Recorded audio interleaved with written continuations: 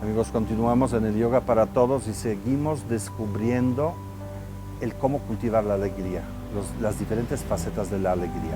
Está con nosotros Andrea Borboya, gracias por tus prácticas y por tus consejos. Fíjate que siento que la alegría nos brinda algo muy importante. Ayer decíamos que es la interludio para la dicha, que es increíblemente importante. Pero hoy quiero comentarte otra cosa. Yo siento que la alegría me da entusiasmo. Por lo tanto, tengo más prontitud para superar obstáculos porque tengo entusiasmo que nace de la alegría.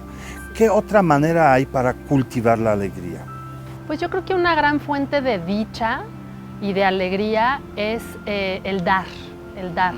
No solamente abrirnos al recibir, que hemos estado hablando mucho como de esta apertura para recibir la vida, recibir lo que nos da, pero ponernos al servicio de los demás, yo creo que es una gran fuente de alegría para el corazón. De bienestar, claro. Sí, porque realmente estamos aquí pues para ayudarnos los unos a los otros. Entonces, qué hermoso es la sensación cuando sabes que le estás haciendo bien a un amigo. Yo, por ejemplo, en mis clases de yoga, de ver que entran los alumnos con una cara y se van con otros, para mí ese es el mejor pago. No hay, la verdad, mejor pago, dinero que sustituya esta dicha interior. Qué increíble, porque yo observo lo mismo, nunca me he puesto a pensar en eso, pero es cierto, la gente sale con otra cara.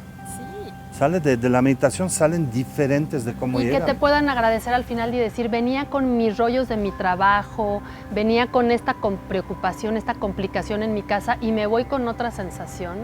Y de verdad, darle el beneficio a la práctica, la oportunidad, porque es inmediata.